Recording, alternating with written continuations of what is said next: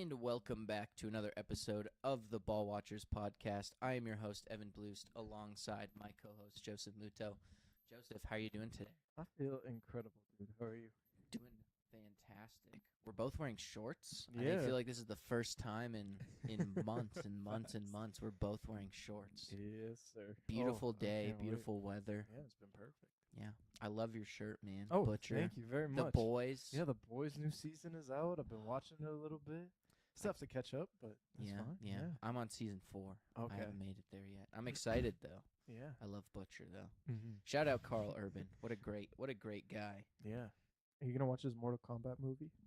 No, No, probably me not. either. I wasn't a big fan as a kid. Why did they made him look so young? Is Yeah. it just the facial? I Is it think just so. him without facial hair? He looks like 10 years younger Yeah. without facial hair. Mhm. Nah, I'll just watch Lord of the Rings if I need a Carl Urban fix. You know, Perfect. he's in the second and third ones. Mm-hmm. But we're not here to talk about Carl Urban. We're here to talk about football. Last week we did one question for each AFC team post the NFL draft. This week we are going to do one question for each NFC team post the NFL draft. You know, see if we can answer some of these burning questions before the long off season Mm-hmm. comes to get us here. So, you know, the schedule came out today. We're going to talk about that next week. I feel like that could be a whole episode in and of itself. We'll see what happens, but we've got some NFL news before we get into the questions here. Lots of small things, Joseph. David Yeah. Njoku signs a 1-year deal with the Chargers. Yeah, I love it. It's low risk for the Chargers, only $8 million, and it's sort of a prove it year for David Njoku. I mean, he went into last season being the solid number 1 tight end in Cleveland, and all of a sudden a third-round pick takes his starting job in Harold Fannin Jr., so he has a lot to prove, and he has competition, excuse me, with Gatson in this rotation, who really came on in the second half of the season and showed a lot of promise as potentially the number 2 pass catcher in this offense behind Ladd. So it's going to be very interesting to see how this shapes out for this Mike McDaniel style offense. I expect to see a lot of 2 tight end sets, a lot of zone runs with Marion Hampton off the C and the D gaps. Now that there's going to be more 2 tight end sets, it's going to be a lot of fun. There's going to be a lot of play action over the middle of the field between Gadsden and Njoku. So I think Gadsden still has a role. Njoku knows how to play into a 2 tight end set like he did last year. And this is more of a I'm not washed sort of situation for Njoku. I don't know why he would be in another tight end competition, but I think Gadsden is a little less than what Fannin gave Njoku last year and what he had to deal with. So Njoku is going to find some room. He finally has a quarterback. I feel like he's never had a quarterback in his entire career in Cleveland. So we'll see how it plays out. But I think this has Mike McDaniel's written all over it, and I think this is huge for the rushing attack for sure. Yeah, outside of when he played with like Jameis Winston, Yeah. no one. I mean, not that Jameis Winston was a great quarterback, but I feel like David Njoku played really well when he was there. Mm-hmm. I like the move a lot. You're right. There is a ton of tight ends in L.A. there. I mean, you've got Charlie Kohler, Will Dissly, and then Gadsden and Njoku. So they all have a bit different skill sets. I think you're right that Gadsden and Njoku are the most similar. But Njoku's a guy who knows how to play in line, I think. And I think Gadsden, he's a little bit smaller and lankier. They might put him more out in the slot potentially and have Njoku in line.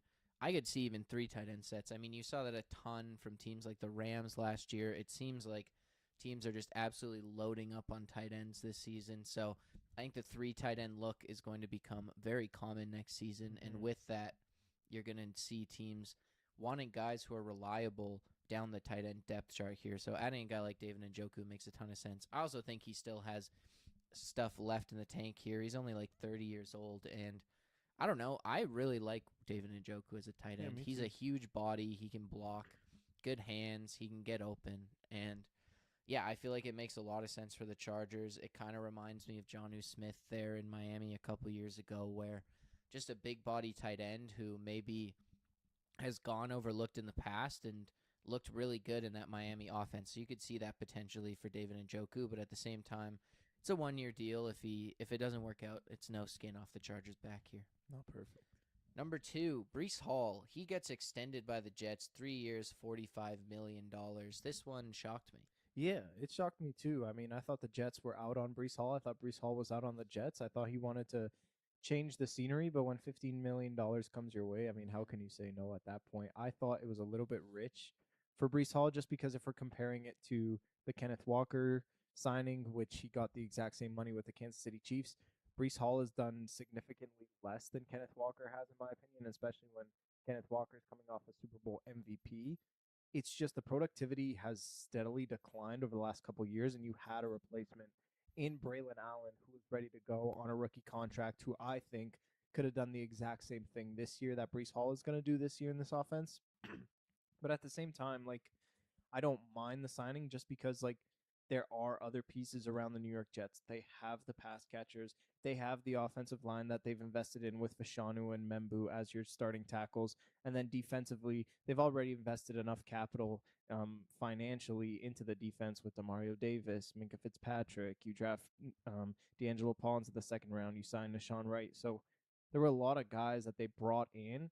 And I think once you bring in that quarterback of the future next year, you have a complete roster. You have an elite running back, you have an elite wide receiver one. This is a signing where it's like, oh, we just don't need the running back. I feel like a lot of people are going to look at that. It's like you have a depleted roster. Why are you signing a running back to big time money? But the roster really isn't that depleted. I think it's more complete, and really they're just a quarterback away. So this was the right move. It's a little rich for my liking. I would have liked to seen 12 or 13, but at the end of the day, like you got your starting running back, you have the weapons around your future quarterback.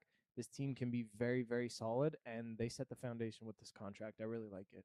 Yeah, I like it too. I think it's, again, a little rich, but at the same time, he's been really, really solid the last few seasons. I think it's gone under the radar just because of how bad the Jets are, and it's been tough because I think between the tackles and the run game, he hasn't been amazing. But at the same time, he's so good out of the backfield as a pass catcher. Just another outlet option for any quarterback that's in there. And I think that his speed is pretty unmatched by a lot of NFL running backs. He is super fast. He has that breakaway speed, and I think that's super valuable in a running back. So in that from that perspective, I like it. It's definitely rich. I think that I mean, I said it with Kenneth Walker. I wouldn't want to pay him that much money either. So I stand by that opinion with Brees Hall, but at the same time, for the Jets, got to do what you got to do. And I think that it really felt like Brees Hall was out the door. I'm very shocked that he signed this contract because it really felt like him and the Jets were at an impasse with that contract, and either they wanted him to leave or he wanted to leave. But they come to a resolution here. 3 years, $45 million. I think running back contracts are just slowly going to go up over the next few seasons here, so it will not even look that bad as soon as maybe next year because you've got guys like Gibbs and Bijan Robinson who are going to need new deals in the next year or two. So it probably won't look as crazy as it does right now, him being like a top 5 running back when Gibbs and Robinson get their paydays as well. Speaking of which, Devon Achane, a massive contract extension here, 4 years, $64 million. Joseph, he's been an absolute star when he's been healthy, but this is a lot of money. And this is a very stupid signing by the Dolphins. I really did not like this. And the difference between this signing and the Brees Hall signing is that the Jets are building a foundation. They have something, they have youth. What the hell do the Dolphins have? The Dolphins literally have nothing around them. They invested a 12th overall pick in Caden Proctor for this offensive line. And then outside of that, there's literally no one on this offense besides Achane and Malik Willis. And sure, Achane is going to put up numbers if he's healthy, but like those are empty stats to me. They're not really going to contribute to winning. And this defense is so bad. Like, are we really going to see 20 carries out of Devon Achane? Sure, he can be a threat out of the backfield as a passing back, but it just doesn't make any sense to me whatsoever. Like, I was reading up on this today. A third of their salary cap is going to Malik Willis, Devon Achane, Tua, and Bradley Chubb.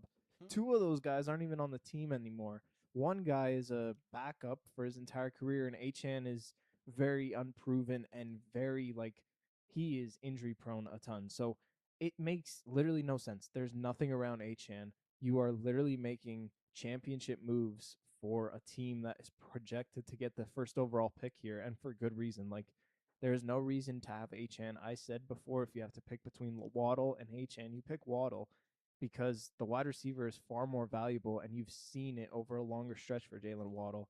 They chose the opposite, and I just don't think that it's going to work out. You have another cap casualty on your team. You're probably going to have the first overall pick again this year, and we're still going to have so many question marks about the Dolphins. It's like, you did not need to do this. You definitely did not need to do this, and I am still scratching my head as to why they did. I think they did have to, man. There's no one else on that offense, and that is why they had to do it. I mean, Malik Willis doesn't have anyone to throw the ball to except for Achan right now. Like, Achan's going to get dump off after dump off after dump off. Like, he's going to get so many touches this season, I think, if he's healthy. It's crazy. I don't know, because who else are you throwing the ball to here? Like, they just have no one else on that team who is a reliable or proven pass catcher. So it's all just going to fall on Achan as the veteran there and Malik Willis running the ball. Like, they're just going to be doing, like, RPOs constantly, I think, on this team. It's kind of a joke, honestly, but Achan cashes in here. This is a huge contract. I think he's got to be the highest paid running back now, or just behind Saquon. He's up there for third. sure. He's behind Saquon and CMC. Okay. Well, I love Devon Achane, to be fair. I think he's a great player, and I think he's one of the better running backs in the league. But I think you're totally right. It's just why does a team like the Dolphins do this? Why are you giving out that money to Achane when you're not close to anything? And I know it's tough to, like, let those kind of guys get out the door, especially when you only spent, like, a third-round pick on him. But, like, I don't know. There's nothing in front of him.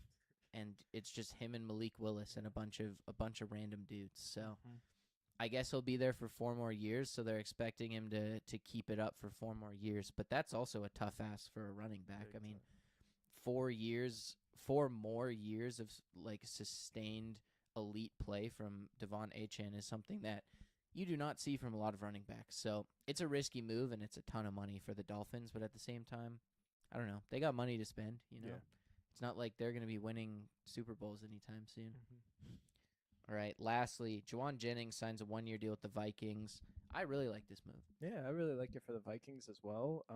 Yeah, they've been proven to have very good wide receiver threes, like KJ Osborne, Jalen Naylor, a couple of those guys. And Juwan Jennings, I think, is the perfect build for that. He is such a ferocious pass catcher, as well as a run blocker for this team. And I think they desperately need that, especially when Hawkinson is getting up there in age. We don't see him as prime TJ Hawkinson anymore. So making contributions in the run game for a running back room that is kind of shaky is huge for this Kevin O'Connell system. And I think that's exactly what he needs to do. I question why Juwan Jennings picked the Vikings. This deal is very heavily incentivized. It's only $8 million guaranteed, and he's going to be the pass catcher number 3, potentially number 4 behind TJ Hawkinson in this offense.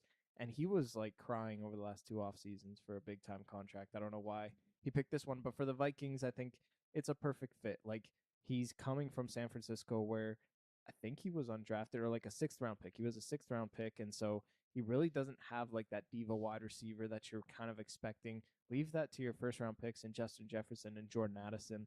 Those are your 2 alphas. He's not going to get in the way. He's just going to make very good contributions to an offense who was already good. So I really like what Juwan Jennings brings to any sort of offense. And for the Vikings, I think this is another weapon that makes them even more dangerous for an already elite squad. Yeah, he's just mean. Yeah. That's what I like about him. He's just mean. He'll get in your face. He's super physical.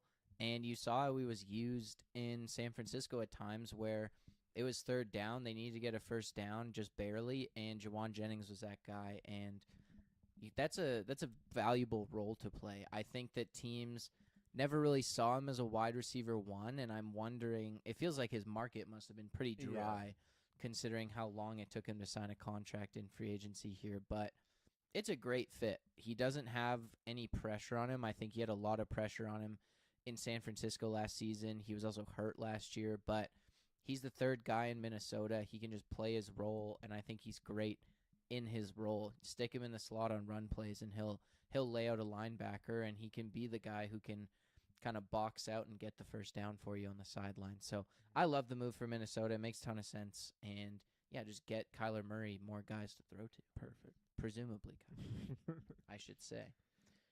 Speaking of the Vikings, let's start with the NFC North here with our Perfect. questions. We're actually going to start with the Chicago Bears, though.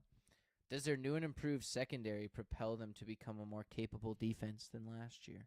I mean, the secondary was extremely shaky last year, no doubt about it. Like, I know Jalen Johnson was out for a majority of last season. They didn't really get much contributions, and they were getting burned significantly. But you get a healthy Jalen Johnson, and then you bring in two really good safeties in Kobe Bryant and Dylan Thiedemann, who I think on the back half is just Kobe Bryant's going to play that ball hawk, and Dylan Thiedemann can be both a ball hawk and play more in the box in this defense. And I really like the versatility that he brings. He's super fast, and they made significant improvements for their number one need in my opinion. But at the same time, like there's still no pass rush, and I don't care how good your secondary is. If you cannot physically hold wide receivers down for 7 to 8 seconds, like you need pass rush in order for the quarterback to hurry up those throws and get that ball out quickly. And I just don't see where the pass rush is going to come from on this team. Montez Sweat has been, in my opinion, a huge disappointment. He was supposed to be that alpha one when they traded for him in the middle of the trade deadline, and he just has not lived up to that. Grady Jarrett is past his prime. I never liked Grady Jarrett even in his prime, but now it's like he's barely going to make a contribution on the defensive line. So I really thought that that pick was going to be for their first round pick was going to be on that defensive line because it's a desperate need for this team. They pick best available. It's not a terrible pick in Dylan Thiedemann, but I just don't think it's going to result in, oh, this is a new and improved Bears defense that's really going to shape up and really propel them to an NFC championship game. They have everything on offense. It's just the Achilles heel of this team is going to be their entire defense because they almost worked in reverse. They prioritize the secondary, which I think they just should have prioritized the defensive line because if you have that, then you'll have an elite defense. I still think this is a mediocre at best defense to me. You took the words right out of my mouth, Joseph. I think the other thing with this is all of their safeties were free agents this offseason. Yeah. So part of it, I mean, they did get new players, but at the same time, it's not like they're retaining this depth. Like you lose Jaquan Brisker, who is really solid. You lose, oh my God, Kevin Wright. Byard. Yeah. Nashawn Wright as well. I can't believe they let him go Yeah. because even outside of the safety position, like outside of those first three guys, Jalen Johnson, Tyreek Stevenson, Kyler Gordon, it is there is no depth. And I think that Nashawn Wright, he didn't even sign a big deal with the Jets. Like that was a steal in my opinion for the Jets. So I do not really get why they let him go. He was really solid for them last year, and Jalen Johnson is struggling to come back for some pretty serious health issues where you probably want a guy, a number 4 corner who you feel like you can reliably start for 16 games if you need to, and they don't really have that. So I don't really think their defense will be better, especially, again, that defensive line is so bad. It doesn't really matter what your secondary looks like. They also benefited so much. They're another team who benefited a ton from turnovers last season. So they're a huge regression candidate, and they weren't that good to begin with. And yeah, I don't know. They need a lot more help defensively because that offense is in a really good spot right now, but they have a lot to fix defensively. Yeah. It feels like the Lions from 2 years ago or something, pretty much. Ben Johnson's getting deja vu right now. He pretty doesn't much. care about the defense. They need to draft an Aiden Hutchinson or something. Holy. Next up, the Packers. Who will emerge as the number 1 pass catcher in this offense? Man, I want one so bad, but to me, it's Tucker Kraft, and I think coming back from his ACL tear, Missed that guy. it is he sustained it, and I think week 4, week 5, so it was pretty early on. It was a clean tear, so no other ligaments were torn. It was reported, so like I think he'll come back week 1 extremely healthy and extremely ready to go. Like but for those first 4 weeks, he was like the tight end 1 in fantasy football, and he was just stat padding like crazy. He's the only guy that I've seen like elite numbers from in the pass catching department for the Green Bay Packers. It's just I don't trust any of the other wide receivers. You get rid of Romeo Doubs, you get rid of Dontavian Wicks. That opens the door for Jaden Reed and Matthew Golden. But Jaden Reed, more of a gadget guy. I don't know why they extended him to a 3-year, $50 million extension. That didn't make a lot of sense to me, especially a guy who's injury prone. Matthew Golden was just lost in this offense, and maybe he finds his groove, but there are still like 3 other pass catchers ahead of him if you include Kraft in that list. I don't know where he's going to flourish in this Matt LaFleur scheme.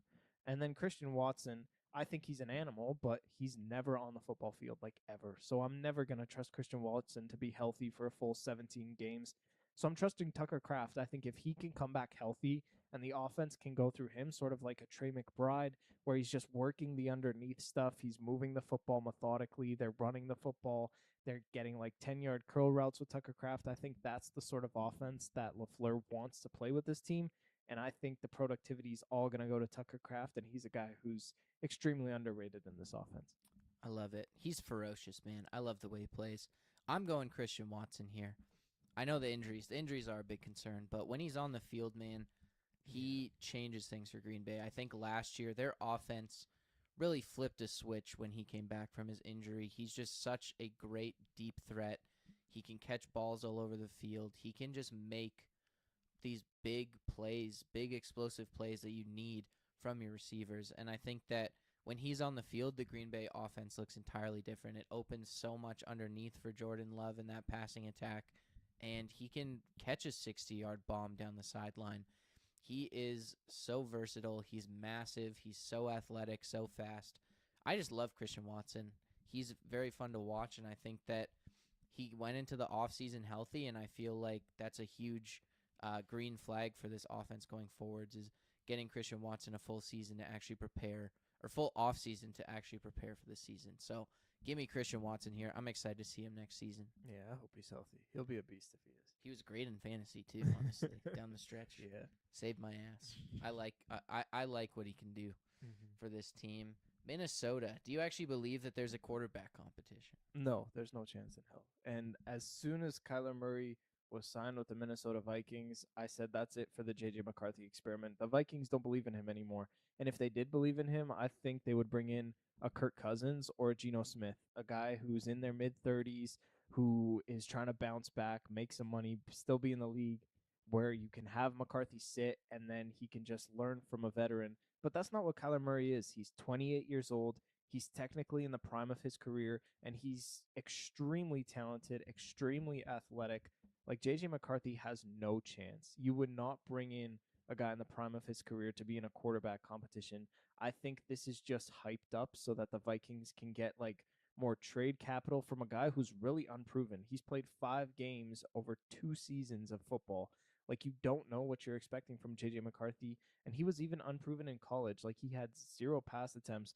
I read that there were 357 carries for Blake Corum and Donovan Edwards in their championship run, which is an astronomical amount of rushing attempts by Jim Harbaugh in that offense. So McCarthy has no experience whatsoever. I don't think that this team is looking for a project quarterback because they had 3 terrible quarterbacks. With the last guy, I don't even know he played on Christmas. I completely forget his name, but they were 9-8.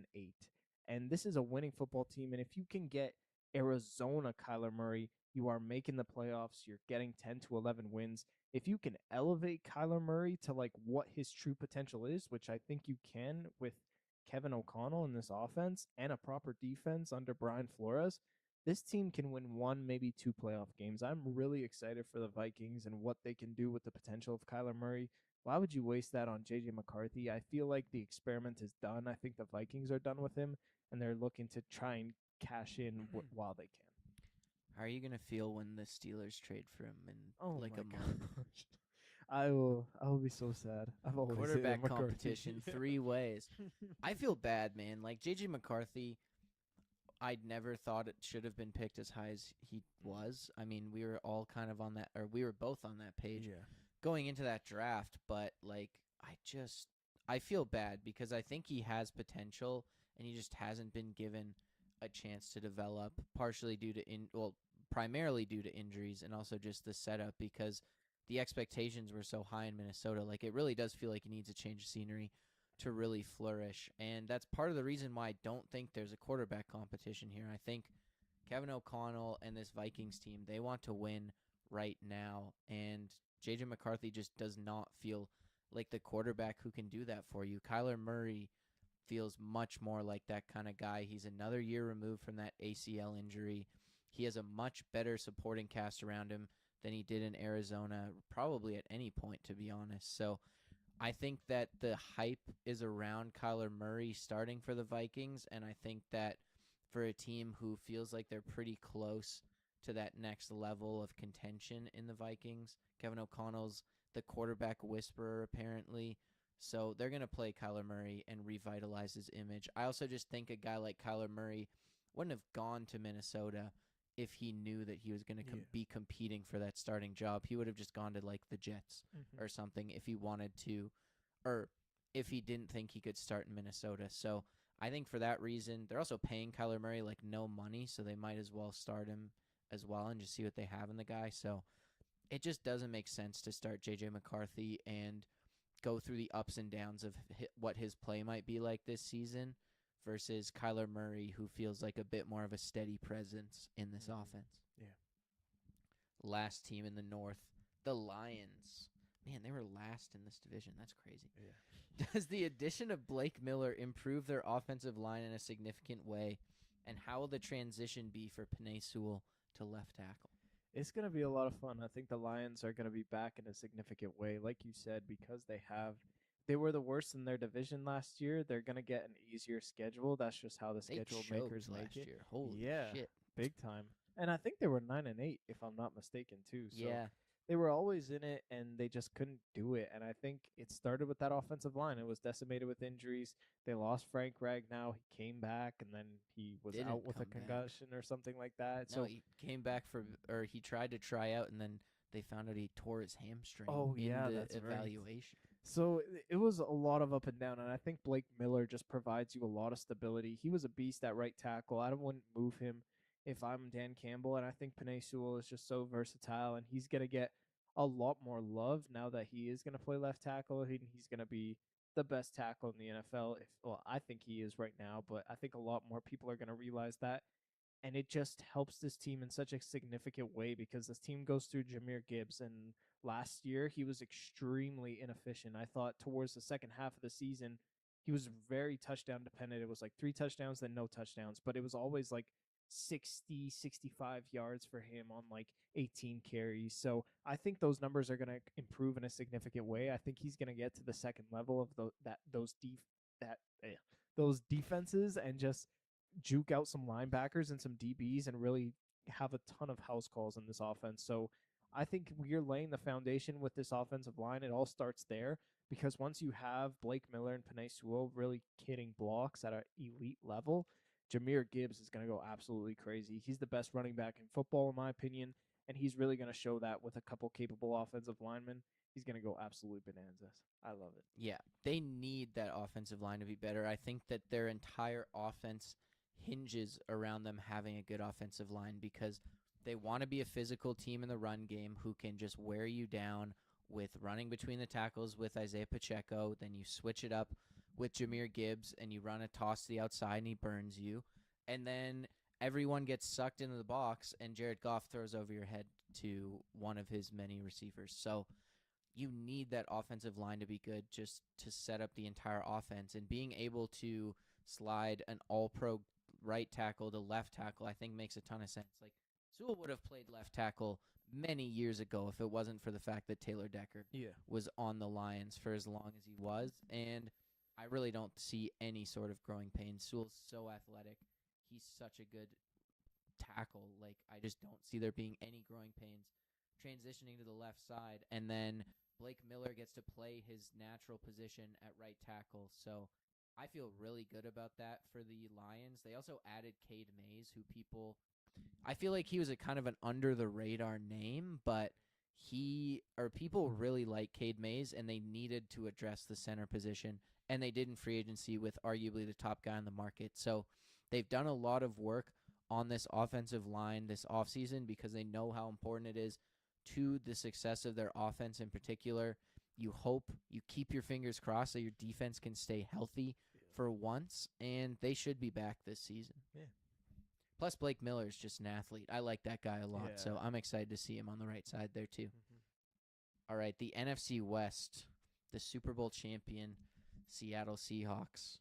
After all their offseason moves, which aren't very many, they only had like 5 draft picks, and they only signed like 6 free agents. But are they still a top tier contender? They're definitely still a top tier contender. I think I was very harsh on the Seattle Seahawks because I was just looking at it through free agency where they're getting worse and they're losing a lot of guys and they're not bringing in a lot of guys. They only had a couple draft picks this year.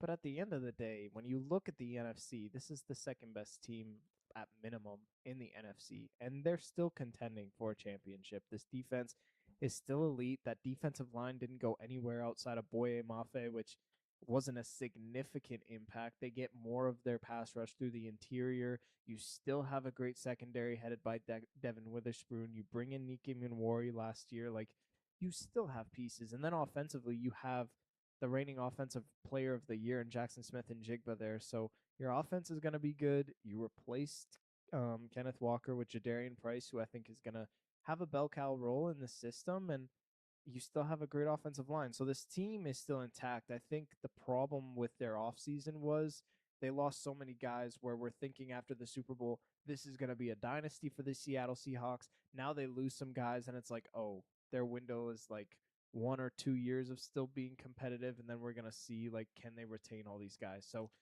I just think it was a disappointing offseason, but they're still like them and the Rams are just right there. They're significantly better than the Bears, in my opinion, especially on the defensive side of the ball, the 49ers, the Philadelphia Eagles. So all teams that are like really competing and division winners, Seattle supersedes them and clears them. So they're still contenders. They can make another Super Bowl run this year. Don't confuse it. I just think that this is a very, very good team. They're going to compete at a very high level.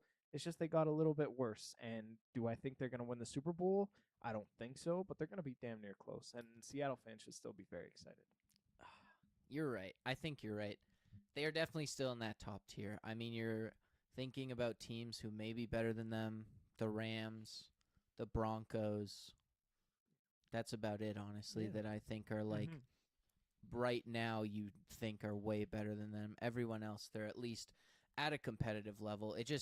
It's one of those things, I think, in the NFL offseason where it's like if you didn't get better, you got worse. And you look around at some of those other teams, I think specifically the Rams, within their own division, the Rams got a hell of a lot better this offseason, I think. And Seattle, they lost a lot of their depth pieces, and I think that is something that can be masked by your scheme and just generally drafting.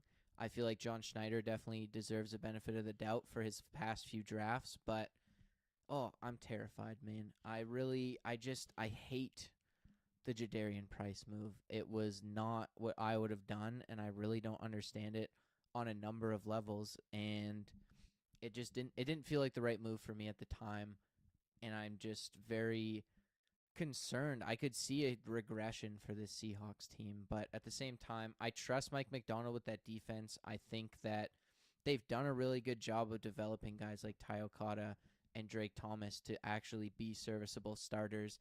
You get a guy like Bud Clark who could really be a fun piece in this defense going forward. You still have Witherspoon, Nick Emanwari, but I don't know. I feel like they're definitely, well, I mean, not that they were really seen as contenders before the season last year, but they do not feel as good as a team as they were entering the Super Bowl 3 months ago. Yeah. With the Jadarian Price thing, like, you should have kept Kenneth Walker, first of all, but it's your number one need at running back. I don't think, like, could you have drafted a corner in D'Angelo Ponce who you really wanted? Sure. But, like, it's not going to make a significant impact. And that might not be for Jadarian Price either, but there's that potential, and you still fill a number one need because Emmanuel Wilson. I know you like him, but like I would not trust him as my running back one to replace Kenneth Walker. Well, I don't think you needed to. My thought was you had Charbonnet. You didn't need to bring someone in to replace Kenneth Walker, and I think that Charbonnet would have missed a really significant chunk of this season, but I just think that you had Charbonnet in place. You could have given him a contract in a couple years. He's been really productive when he's been giving the full starting role, and you could have survived with Emmanuel Wilson and George Halani for the season. Like you wouldn't have gotten the numbers that Kenneth Walker put up, but also Kenneth Walker wasn't that productive during the season anyways, so it wasn't like you're losing a ton of production with Kenneth Walker leaving. He was just elite in the playoffs, but at that point you would have had Charbonnet back. So I just don't get it. I also think the depth at corner is a huge concern because like Noah Igbenogany is like the fourth corner on this team, man. Or Nehemiah Pritchett, who was a fourth-round pick out of Auburn. Like they do not have depth at cornerback, and being able to draft a guy like a Colton Hood who slid a little bit to the second round would have just made a lot more sense from a depth perspective. Even a like Jermod McCoy, who maybe wouldn't have played right away, but just adds depth. And they just like the depth concerns me is more than anything. They still have the star power, but they no longer have the depth that they did last season. And that's where I worry. Next team, the Rams.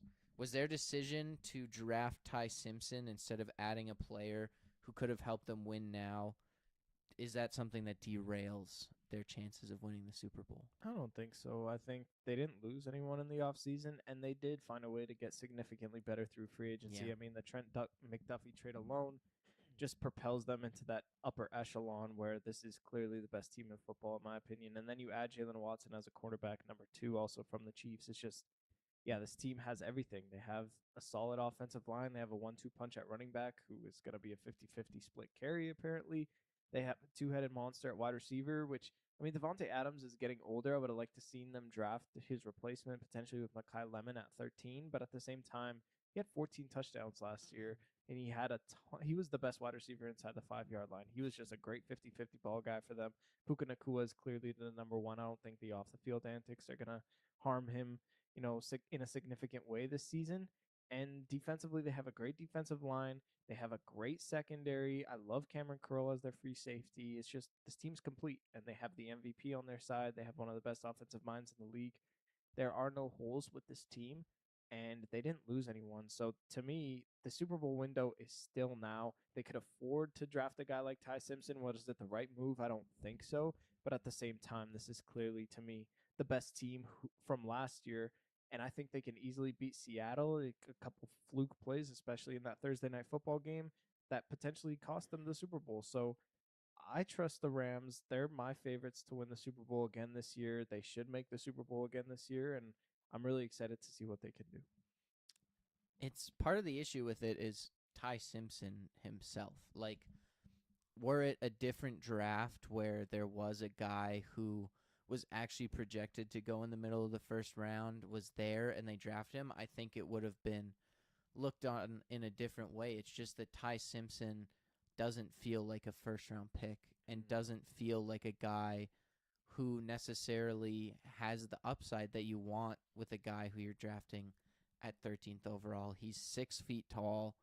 He has a lot of issues under pressure that he needs to work out. And he does get time to work under Matthew Stafford. It just doesn't feel like the kind of guy that you're like, oh, this is a surefire selection, a great move by the Rams here. It's also like, if you're going to do that, why not just draft one of these guys in the second or third round to sit behind Matthew Stafford in this draft? Because I think the gap between Mendoza and Ty Simpson was a lot larger than the gap between like Ty Simpson and Carson Beck or Drew Aller or one of those guys. So I would have rather they done that. I also think that they did have the luxury of having the 13th overall pick, which kind of puts a little bit of pressure on them to draft a quarterback because they don't feel like they're going to be there anytime soon. But there was also so many other guys they could have drafted that position. And I was thinking about this today, and what part of my thought is when Matthew Stafford retires, around the same time, they're going to have to start paying all their guys. Jared Verse, Kobe, oh my gosh. Kobe Turner, thank you. Trent McDuffie, they just paid a huge contract to. Like, they're going to start having to give out these contracts. Puka Nacua still needs a new deal. Like, if you're going to keep these guys around, you're going to want a guy like Simpson who's cost-controlled for the next 5 seasons at quarterback. So I wonder if that was also part of their rationale is they need to get cheaper at quarterback if they want to keep the rest of this team together. Yeah, 100%. 100%.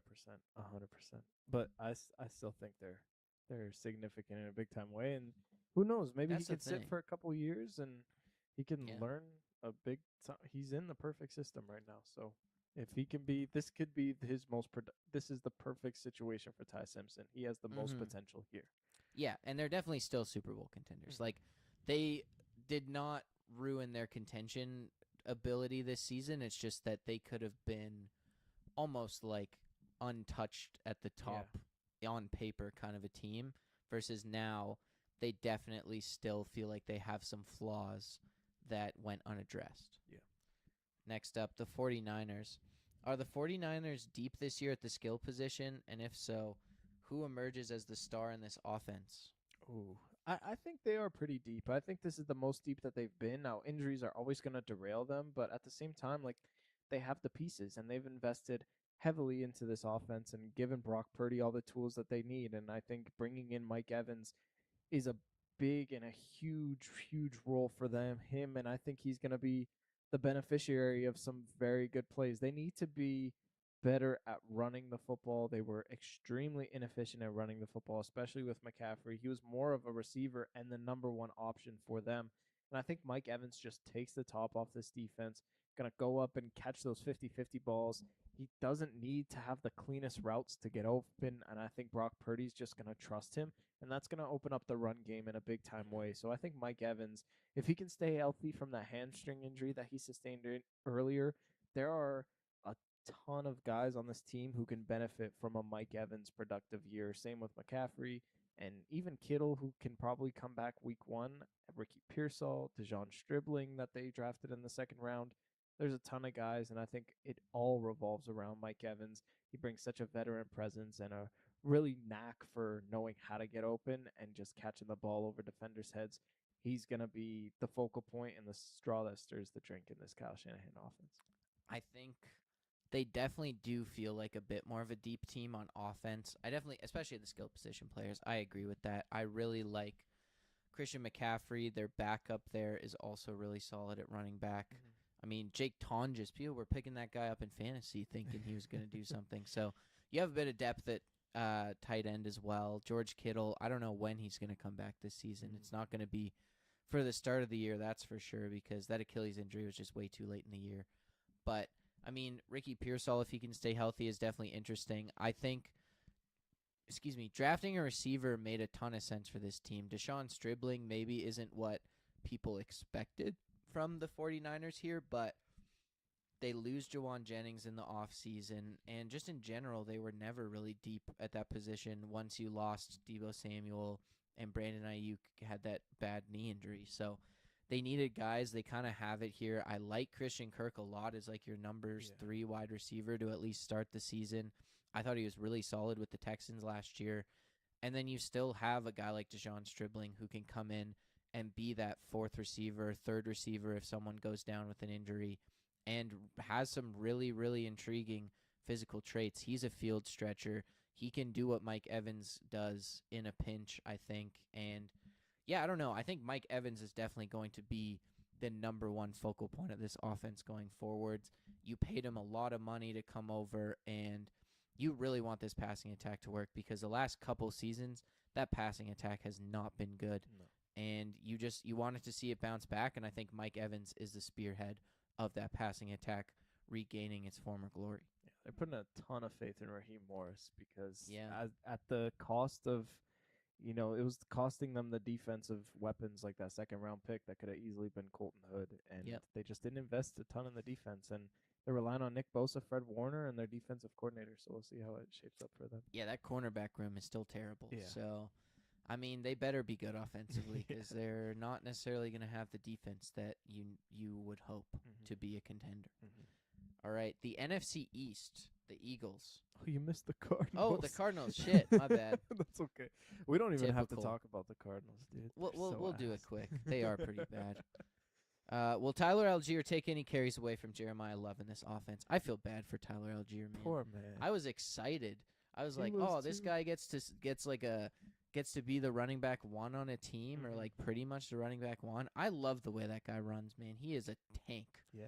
And now he's just second fiddle to Jeremiah Love, and we'll probably get I don't know. I guess the answer to this question is no, is my thought, because they have so many damn running backs in that room, and if it's not Jeremiah Love, it's not just going to be Tyler Algier. It's going to be Tyler Algier and James Conner and Bam Knight and Trey Benson. Like, I don't know. Tyler Algier is going to get maybe 10% of the carries. Yeah. Not even. They need to look to move on from James Conner and try and find a trade partner, do something Or because trade Tyler Algier. What the hell? Might as well. yeah, might as well, man. Give that guy another opportunity. He was so good his rookie year, and then they bring in Bijan Robinson, and he's Yeah. like, "What?" And now it's the same thing happening here. I think Jeremiah Love. I mean, he's a top 3 pick. How are you going to take the ball away from him? I think the red zone opportunities. I think those are going to be significantly lower because if you still have James Conner and Tyler Algier on this team, those are two very good running backs, especially in the red zone, who sniff out the end zone extremely well, and they've been doing it for a long time. So I think the touchdowns are going to get taken away from Jeremiah Love, but he's a 3 down running back. He's going to be a pass catcher out of the backfield.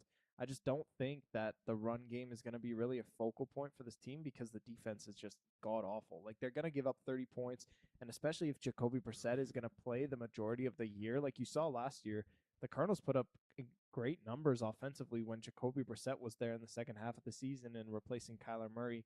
They were great offensively through the air with Michael Wilson and Trey Mm-hmm. McBride. And I think it's going to be the same thing again. They have no one on that defense to really have a significant impact. They're going to give up like 35 points a game, and it's just going to be a ton of pass attempts. So I think it's going to be all for naught for Jeremiah Love, unfortunately, but he's still going to be the focal point of this offense, and it's going to be him, and then everyone else is going to be pissed off running behind him. He's going to be the Ashton Genty of this year. Yeah. Tyler Algier is just like David Montgomery. They're the perfect running backs to have when you have a lead. But the Cardinals are never going to have a lead. Because if you can Tyler Algier the ball with the lead, he's just a bowling ball. He'll get you 3 or 4 yards. You're not looking for an explosive play necessarily, but it'll just keep the ball moving forwards. You'll keep the lead. You'll just wind down the clock. But when are the Cardinals ever going to need that? Unless they play like the Dolphins. Okay, now the Eagles. Excuse me. I'm sorry to anyone who's a Cardinals fan. I don't know if I know any, but I'm sorry if you're out there and listening to this. Do the picks of Mekhi Lemon and Eli Stowers cancel out the departure of A.J. Brown? Alleged departure. He hasn't actually left yet. We still got to wait for June 1st, I guess. Yeah. I don't know. I don't know what.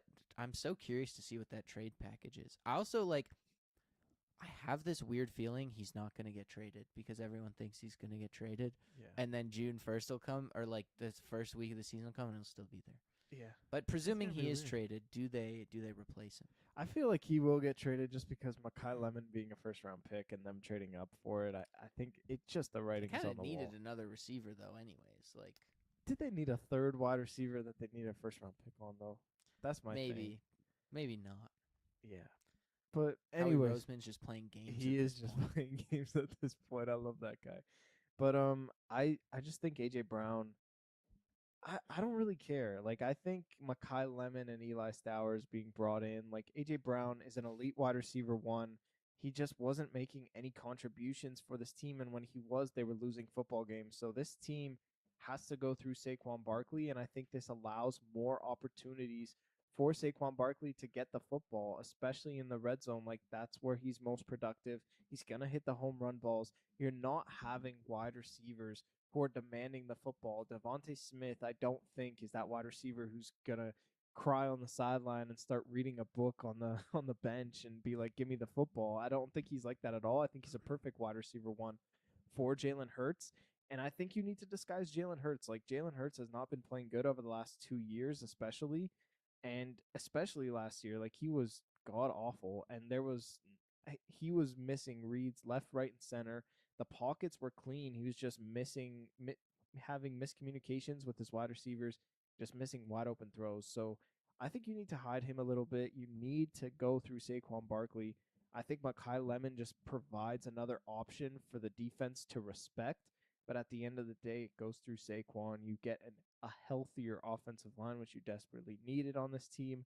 It's just got to go through Saquon. So I think Mekhi Lemon and Eli Stowers being brought in is enough to replace AJ Brown because AJ Brown was not making any significant moves when they were winning, and when he was, they were losing. So they replace him beautifully. Rookie contracts, no crybabies on the field. Go through Saquon. The vibes are high in Philly. The pressure's on for Jalen Hurts. I agree with that. I think that they've done a lot to make this offense friendly for Jalen Hurts. They brought in a ton of tight ends this offseason. And, well, I guess they just re-signed a bunch of their own. But still, They have a full tight end room. You also draft a receiver in the first round. You draft Eli Stowers as well, who I feel like reports are that he will be playing receiver at the Oh next wow. level potentially over tight end. So there you go, another receiving option, regardless of where he plays. That is still a receiving option that people were really high on. Super athletic coming into the league here. So AJ Brown, yeah, he was just not that much of an impact player when it came to Philadelphia last season. So I think just getting that like bad vibe out of the locker room is going to be huge for this team. But I don't know, man. It's just, is Jalen Hurts the guy? There's a lot that needs to change for that offense, and I don't necessarily think that Mekhi Lemon and Stowers coming in are going to fix it because, I mean, you're talking about the run game. The run game was terrible last season, and that's not only on Saquon, that's on the offensive line. The passing game was super inconsistent, so there's a lot that needs to change. They need to get explosive plays through the air again, which they were almost completely unable to do last season, so it's a lot more than two guys catching the football or one guy in AJ Brown catching the football that needs to be better for the Eagles next season because if their offense is competent, that defense is super good and they'll be contenders again. But if that offense looks like it did last year, they're a first round playoff exit. Next up, the Cowboys. Will this improved defense cause a decrease in production for the offense or will they still have to put up 30 points a game? I think they're gonna still have to put up 30 points a game. There are some holes on this defense that I don't really Corner. trust. Yeah, corner especially. Deron Bland as your corner one is not ideal.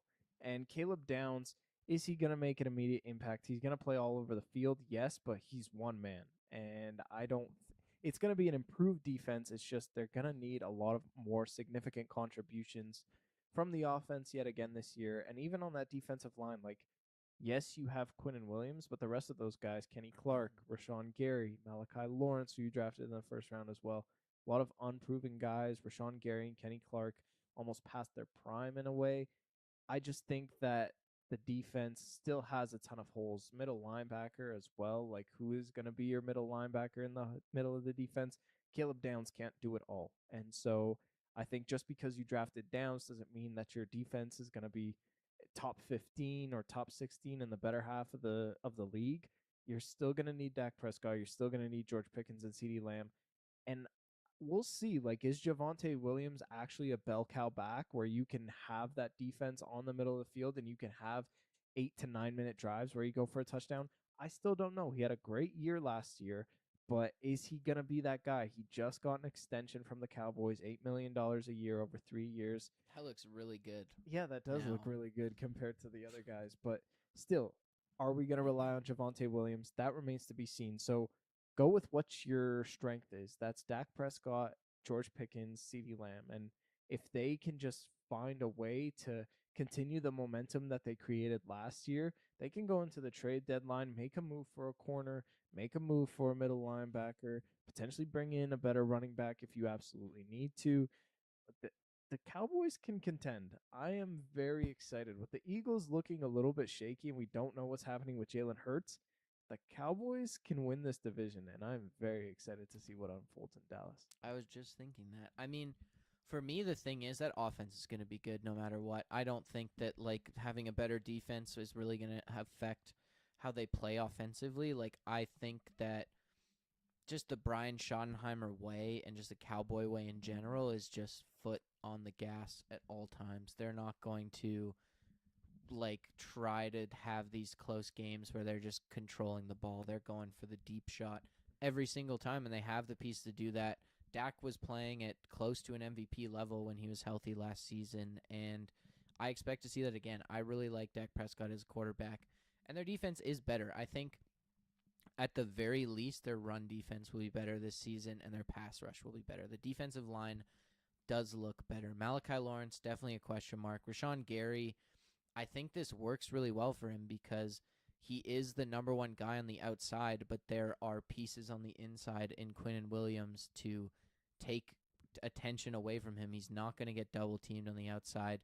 He'll be able to speed rush from his preferred position on the outside there. So I really like that for the Cowboys. It's not going to be an elite defense by any means, but it's going to be better than it was last year, and I think that could change the trajectory of this team by quite a few wins here. So you definitely still have question marks at corner. Even your second string corner right now is a second round pick last year who barely played in Sharon Ravel. So there's definitely question marks there. But you did focus a lot on defense in the draft, and I think that's exactly what they should have done. So they're moving in the right direction here. They only drafted 2 offensive players in the whole draft. So that's what you want to see from this Cowboys team, and you just got to hope that those draft picks work out. Nice. Next up, the Commanders. Will Sonny Styles turn this defense around and give Jaden Daniels a fighting chance to win games? He'll make an impact. It's just this defense. He's just one guy. He's Same just thing one as the guy. Cowboys. Yeah, exactly. This defense is atrocious. They have no one on that defensive line. They have no one on that secondary. I feel bad for Sonny Styles because he came from Ohio State, where that's like better than half the defenses in the NFL, and now he goes into Washington and just there's literally no one there. At least he's got a running mate in Frankie Louvu, but like there's nothing. There's literally nothing on the defensive side of the ball, and even offensively, there's really nothing. Like Jaden Daniels has a couple good offensive tackles in Cornerly and Tunsil. Do you have Terry McLaurin as your one? But Antonio Williams is your number 2, your 3rd-round pick out of Clemson.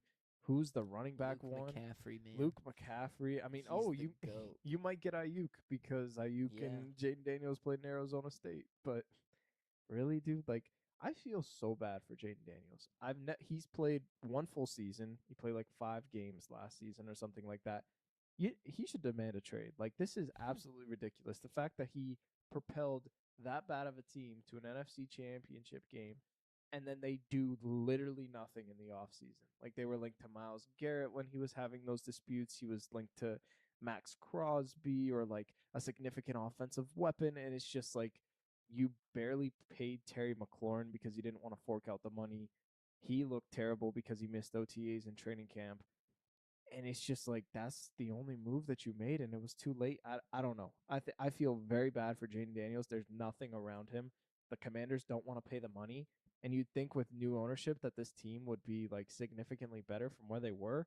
They just found a diamond in the rough in Jaden McDaniels, and yet they're not taking advantage of it. I feel very sorry for him because there's literally nothing in Washington. I think they're going to be a terrible team yet again this year. It's just weird. It's a weird team.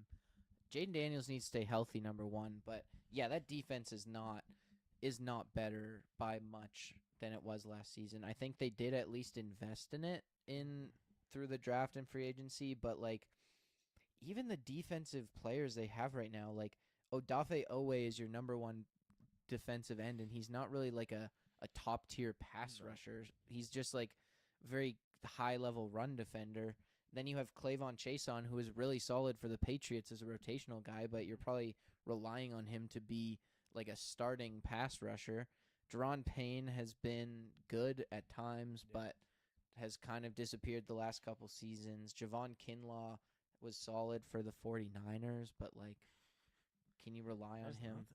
It's just like, it's literally Sonny Styles, and then you're relying on guys you drafted to really take some huge leaps like Trey Amos, Mike Sainristil still to be like take big jumps this season and be like high level starters. So I don't know, man. Their offensive line is solid. I feel like Jaden Daniels will be protected, but it's really just Terry McLaurin offensively here. So from a pass catching perspective. So I don't know. It feels like they're in the middle of the road here. They're stuck in the middle. They feel like the Buccaneers, honestly. I feel like they will be really good against the run defensively, but they're gonna have ups and downs, and I just don't think they'll be that good at the end of the day. At least the Bucks have weapons. Jeez, man, get Jaden Daniels some help. Oh, hey, man, they brought in Rashad White. It's gonna change everything. Don't take my carries away from Bill. True, Bill, number one running back next season. Bill. God, I can't imagine there's been a guy named Bill in the NFL for like 30 years before this or something, man. There's no way. At least not a player. Who was the last guy named Bill that played in the NFL? Who knows? I don't know. I can't think of a single Bill, to be honest. Bill Belichick, but he never played in the NFL. No, I don't know. I'm at a loss there. Let's move on. The Giants. Will this defense finally be at the level they should be after the additions of Arvell Reese and Colton Hood? They should be, man. They have no excuse at this They should point. have been last year They should before have been this last year, additions, man. and hopefully John Harbaugh helps them out. But I just don't know. I think you have everything. You have the defensive line. Yes, losing Dexter Lawrence was a huge loss for them, but hopefully Kayvon Thibodeau can really clean some things up on the inside that Dexter Lawrence masked, and then you replace Bobby Okereke with Arvel Reese, who I think will permanently play middle linebacker at least this year. I don't think they're going to try the experiment at edge, especially when you have Burns and Carter. And then the secondary looks very, very good. Javon Holland as your free safety, Colton Hood as potentially your number one, paired up with the Debo. Still don't know what you have in Deontay Banks. I just, I, I fall into this trap every year. I love the Yeah. roster of the New York Giants, and then it's just like they disappoint me every single year, and they get a top 5 pick. I am hesitant with this team just because I don't I want to say I hate Jackson Dart, but I don't know who he is as a quarterback because last year he came in and Brian Daboll was trying to save his job and he saw the legs and the athleticism of Jackson Dart and just put him on QB draws the whole He time. wasn't. He wasn't playing like an NFL quarterback. Exactly. He was playing like literally a high school quarterback, not even a college quarterback. And it's just like he's putting his head down and he's taking big hits. And you can say that, oh, John Harbaugh had Lamar Jackson and he taught Lamar Jackson how to slide and this and that. Lamar Jackson is always the fastest football player on the field, no matter what. Jackson Dart does not have his athleticism. So he's going to fight for yards. I just think that's kind of the quarterback that he is. And he's very injury prone. And I just don't know who he is as a passer. Can he get the best out of Malik Neighbors? That remains to be seen. Who's the number 2 on this team? It's probably Isaiah Likely, which is very good. Who even is the running back on this team? Is Cam Scatterbo going to be ready for week 1? Probably not after he broke his ankle halfway through the year. So many question marks with this team. You can say that John Harbaugh is going to come in here and build a culture. I fall into that trap every single time because I think Brian Daboll is an extremely good head coach and he couldn't even do it. John Harbaugh, there's levels to it, sure, but I still don't trust this team. I think they don't have a lot of experience with winning, and I don't think John Harbaugh is going to bring all of that into fruition and really make this team competitive. I just still can't see it, and I don't trust Jackson Dart. Therefore, I just don't trust this team. If they don't make the playoffs this year, there's like it doesn't matter who their coach is. I think there's no saving this team. It's so There's hard some for them to make the deeper playoffs curse. too. Like who? I think Dallas is better Yeah, than them. You got to go through the NFC North, the NFC West as well. Like they could be a wild card team. Come on, the NFC's not that deep. I I guess it is though. Oh, like if you're going with the Rams and the 49ers, those are 2 wild card spots. yeah. The Packers can take one, the Cowboys can take one, the Vikings are better than the Giants. It's going to be tough for them. I mean, on paper, are they? That's the question. It's the impossible question. It's show me. That's my answer to this question. Maybe that's not a real answer, but show me. Because last year I was all in. We were both all in, Yeah. and they sucked. And now, I mean, I still don't believe in Jackson Dart, but defensively at least, this team looks really good. And at every other position offensively, basically, this team looks really good. Jackson Dart's going to be well protected. They have depth at running back. I like their receiving core. It's not amazing, but it's not terrible by any means, especially because you have Malik Neighbors.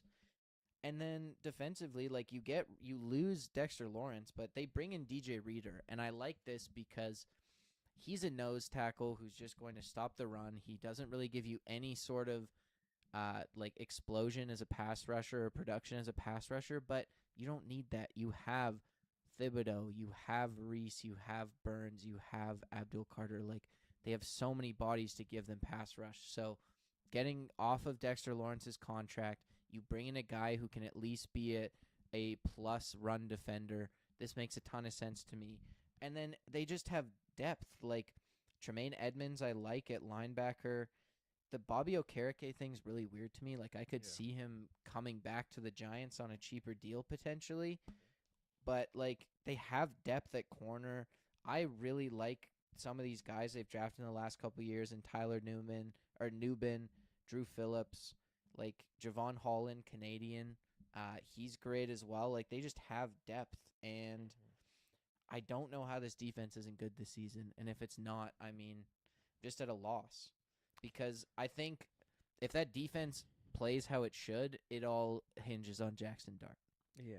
This team is. Oh my gosh. I I don't don't even want know. to think about him. I have no idea what to think about Show me the money. it. The Giants shouldn't be talked about until the season starts. Yes. Because you just at this point you just need to see it Yeah. to believe it, and we haven't seen it for years. And this Mhm. feels like by far the best team they've had in years. Yeah. And the Oh, best coach. They isn't gotta it do crazy that they made the playoffs like 3 years ago with Daniel Jones and they couldn't make it last year with all of those guys? it. Ridiculous. Ridiculous. Let's move on. One more division, Joseph. The Panthers. What else is Bryce Young missing in this offense to propel him to elite QB1 status? Okay, to me, Bryce Young needs a running game. And I think that's where it all stems from. And he needs a competent running back. They've built up this offensive line. It sucked that Aquanu went out with an Achilles tear in the wild card round, but you replace him with Monroe Freeling. You bring in Walker from the Packers. You're building up that offensive line. Robert Hunt, you signed to a massive deal a couple of years ago as your left guard.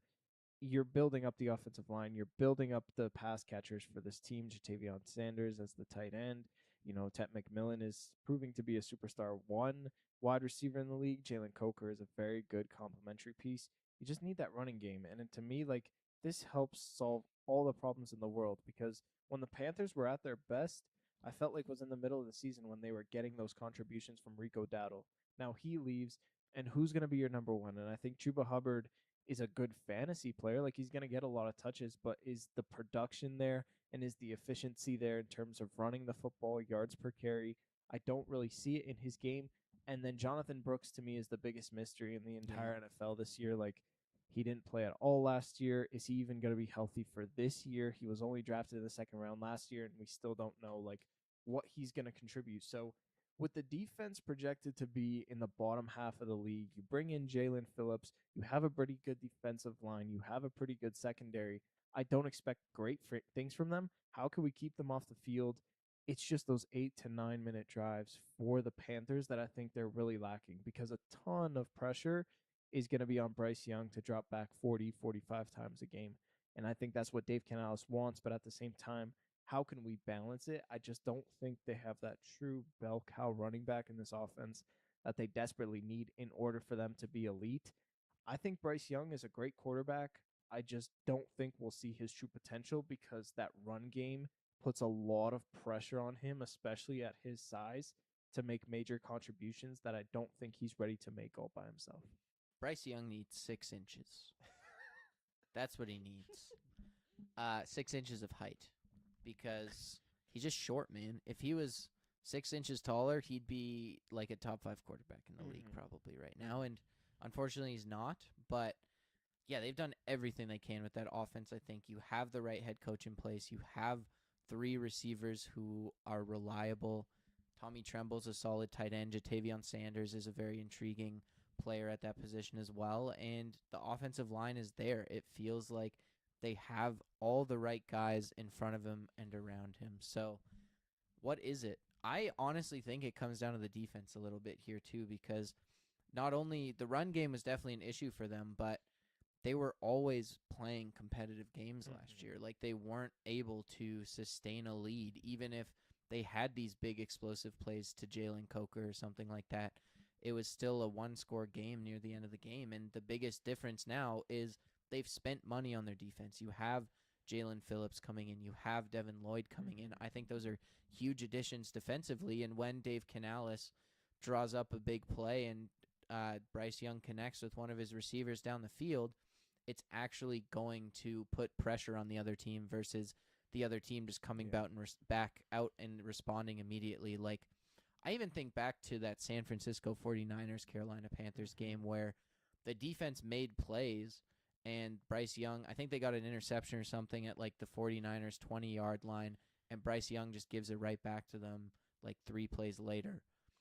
I think that part of that is he's like, my defense did something for once. I have to capitalize on this. And it put too much pressure. And now when your defense is actually good, you can sit back a little bit and relax. And I think that's the biggest thing for Bryce Young. Either growing 6 inches or relaxing. Oh, my God. Yeah. Or just relax, dude. I like that. Take it easy. You're in Carolina. Yeah. Who cares? It's nice there. I think Mm-hmm. I haven't been there since I was like 3, but Oh, southern been there. state. It's Mm-hmm. probably warm. Mm-hmm. You're on the coast, maybe Close. Yeah. close, close to the coast. You're in the same city as LaMelo Ball. Cool. Don't drive. That's take a helicopter or something. Some good hockey games too. They're Yeah, still in the playoffs. exactly. They're doing great. Mm-hmm. All right, the Buccaneers. Does Ruben Bain single-handedly turn this terrible defense into an elite one? Yes. He's I'm only not- one man. I don't He's care. only one man, Joseph. I don't care. We've been saying this all episode. Ruben Bain is a man amongst boys. I'm very high on Ruben Bain, and I just think that there are pieces around Ruben Bain for this team to be elite. I think you keep Todd Bowles. Hopefully, he contributes something to this defense. But Ruben Bain is going to have one-on-one coverage, just like he did in Miami when Akeem Mesidor was also, demanding um, teams recognition from them, and that's exactly what Kalijah Cansey is going to do when he comes back from And his Vita Vea. injury. And Vita Vea, they are going to eat double teams on the inside. It's going to be a lot of one-on-one coverage on that right tackle for Ruben Bain to just go to work and just absolutely eat. He's a run stuffer right beside Vita Vea is just absolutely elite. They're going to shut down any single run, and he's a great pass rusher. He can get low. He uses his hands. They just need a guy who can get to the quarterback as quickly as possible. They're not really getting that from their defensive tackles, but they are going to get that with Ruben Bain. And the way this team molds out, if they can stay healthy, I really like their chances. Like Josiah Trotter in the second round, you pair him up with Alex Anzalone. I think that replaces Levante David. Both those guys very, very nicely. You're very high on Zion McCollum as a cornerback one. And Antoine Winfield Jr., hopefully he can stay healthy and have a full year because if he can, he's one of the best safeties in the entire NFL. So I think that they have the names. They just need that pass rusher, and Ruben Bain was that perfect piece for them. They needed someone on the edge to get pressure. They got the best in this class, in my opinion, at 15. This team was one of the worst defenses in the league. I think they should be top 10 this year. I don't think that's crazy to say, and I think that Ruben Bain just makes them that much better. And I'm already predicting him as Defensive Rookie of the Year. I'm very high on him, and yeah, I love it. I was born in it. There's got to be he's got to get some sort of cool face mask Yeah. that makes him look like Bane from Batman. Ooh, That would be sick. that would be sick. I don't think he'll single-handedly do it. I think that the biggest thing for this Bucs defense turning around is health. Talked about that a bit there, but McCollum, Winfield, both injured. Kalijah Cansey, injured. Mm-hmm. Yaya Diaby, I think, missed some Yes. time last season. Like, they need to be healthy. And I don't think they'll be a great defense even with Ruben Bain coming in and probably being really, really good. I expect them to be good too. They still have some holes, but they can be a hell of a lot better if Ruben Bain actually can create some pass rush on this team and they're healthy in the secondary, because they were great against the run last season, but they could just get thrown on constantly, and that ended their season. It was the bane of their existence. Okay. Nailed that. But we've talked about it so many times. I mean, the last, they haven't had a guy get more than 8 sacks since before 2022. Like, it's ridiculous. So, literally, Bane has to get, 10 sacks, and it'll be like a revelation in Tampa. So, he doesn't, honestly, the pressure's not that high. He can get 10 sacks, I think. So, yeah, I think he's going to be a huge part of that team, though, because they need pass rush, and he just felt like such an amazing prospect that for just the short arms fell down the board, but he's too ferocious. The short arms don't matter. He's ferocious. Plus, he's Bane. Yeah. Bane beast. kind of had short arms. Yeah, I guess so. Maybe. I don't know. Nah, Tom Hardy doesn't really have short arms. Well, actually, no. Probably compared to NFL players, Tom Hardy does have short arms. True that. So, It's a very good call. yeah, exactly. Imagine Bane was a pass rusher for the Tampa Bay Buccaneers. Mm-hmm. We're going off the rails. Let's move on. The Falcons. Can Zachariah Branch emerge as a number 2 pass-catching option for either Penix or Tua? I don't think so. I just don't think that's what Stefanski's looking God for. help us if it's Tua. Holy shit. Yeah, no. It might be, honestly. He might win that job, which is crazy to say. And Evan will be crying all year. I can't watch watching him. Man. I hate him. I hate watching him. I don't hate him. I hate watching him. Yeah. But I don't think Branch is is necessarily the guy. I just don't think there's going to be a lot of opportunities. He was a guy coming out of Georgia who was just catching a lot of screen passes, doing a lot of jet sweeps, more of a gadget wide receiver. And I don't think that's what Stefanski's looking for. I think he's looking to run the crap out of the football, 250, 300 carries with Bijan Robinson. Yeah. And I just think that they're going to go over the top with Kyle Pitts and Drake London. So you have Jahan Dotson as a wide receiver too. But even I don't think Jahan Dotson is going to have a role in this offense either. It's going to all go through Bijan. You play action off of it. You saw it with the Cleveland Browns team like last year. They really tried to get Judkins involved over the top with Jerry Jeudy. 4 years ago when they made the playoffs, it was running with Nick Chubb over the top with Amari Cooper, who was getting 200 yards Yeah. in a couple games. So you just see that with Stefanski. He doesn't need a lot to work with. He has elite players at the skill position. It's just not a lot of depth at those skill position pieces as well. I mean, you go from Algier to Brian Robinson as your running back too. I mean, that's a significant downgrade in my opinion. But all you need is Bijan, right? Like all you need is Drake London. Like you just need one in a Stefanski style offense, and I think this team fits Stefanski and what he wants to do perfectly. I don't think there's going to be a lot of opportunities for anyone else. Yeah, I don't know. I'm Zachariah Branch is an intriguing prospect, I will say. I mean, he's tiny. He's like 5'8", 160 pounds, but he is fast.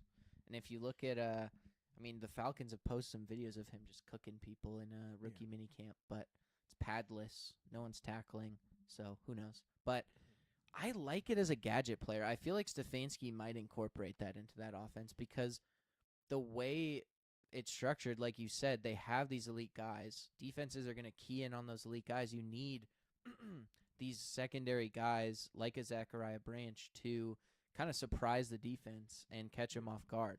So I could see it happening. I mean, I think you're right. Bijan's going to get a ton of touches. He'll probably get a ton of catches too because he is a fantastic receiver out of the backfield. So there's not going to be as much volume to go around when you think of Bijan, Kyle Pitts, and Drake London catching passes. But I don't know if he'll be wide receiver too, but I definitely think gadget plays, these interesting like speed options, things like that. Maybe you can run him deep down the field, up the seam, or down the sideline for a touchdown. Like he's really fast, really athletic. I think he'll find a use for him, but I don't think he'll reach wide receiver 2 status. No, me. Also, I don't know, man. God, I can't do Tua. It has to be Penix. Although it probably will be Tua because I don't even know if Penix will be ready for the start of the season. What? This might be automatically Tua. He tore his ACL. I don't know. Oh yeah, true. I don't know. He got married last week. Congratulations, Michael Penix. He better be ready. Yeah, the marriage bump.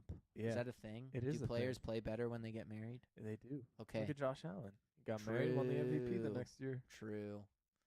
And then you get the baby bump, which Josh Allen will get next year and win MVP again. Come on. All right, Michael Penix. You have the marriage bump. You have to play good next year. You have no choice. All right, last team, the Saints. Oh, man. They had to be the last team. I'm excited about this team, but can Jordan Tyson supersede Chris Olave and become the wide receiver 1 in this offense? Yes, he can. Shout out our boy. Yeah, shout out our boy. And I love I love both of these wide receivers. I think it's going to be like a 50-50 split. It's going to be like Pickens and CeeDee Lamb. It's like you get to choose one of your elite wide receivers to throw the football to, but I think Tyson is just going to emerge as that. He's more athletic than Chris Olave is, in my opinion, and I think that he can do all the things that Chris Olave can already in his career. So I respect Chris Olave, what he did last year, but before that, he was sort of on a downward trajectory in his career. He had a lot of concussions, he had a lot of injuries that he was dealing with. He finally has stability at quarterback in Tyler Shuck, and I think that's what's going to allow him to go to that elite status for when he was drafted in 2022. But I just think Tyson, the prospect, intrigues me a lot more than what Olave did 4 years ago, and I think he can emerge this year as a wide receiver 1. If he can stay healthy, which that's the big asterisk around Jordan Tyson's name, then there's no telling what this guy can do. He can be a top 10 wide receiver in the NFL if he can stay healthy and play to the capabilities that he's accustomed to at Arizona State. So I think he has the potential to. I don't think it'll happen if I had to be a betting man, but he certainly has that potential, and I am just loving what I'm seeing from Jordan Tyson. He can do it. I was going to say it depends on if Chris Olave gets randomly just hit straight in the head by some defender's shoulder. He's been like horrifically unlucky with the Yeah. concussions. I feel like they just complement each other perfectly, man. Mhm. Like Olave is just such a good route runner. He can be that like possession wide receiver underneath, just incredibly reliable safety blanket kind of guy who can run every route. And then Tyson's just that like explosive next level athlete, super physical, big bodied receiver on the outside. So I think it gives Olave the ability to be very versatile, play him in the slot, play him wherever, really. And then Jordan Tyson's going to be your prototypical X receiver here. So, yeah, I love it. I think Jordan Tyson definitely could be the wide receiver one, but I don't want to crown him that yet just because I do have a lot of respect for Chris Olave, and I think he is a fantastic and underrated receiver because of all those injuries. But, I mean, he was amazing last year, and people I don't think realize it because the Saints weren't that good. But Tyler Shuck is surrounded by guys now, and there's no excuse for this man at this point. You've got the offensive line figured out. You've got at least two receivers who you can rely on. You've got a great running back. You better show out this season or you're out the door, Tyler Shuck. Oh, he will. I believe in him He too. will. I agree. But the Division, pressure's on. division winners. I'm Yeah. telling you. Plus he'll be 27 after this season. Yeah, so the window's closing for Yeah. this guy already. you better hit your prime fast, buddy. All right. That does it for this episode of the Ball Watchers podcast. Thank you so much for listening. We will be back next week with a NFL schedule extravaganza.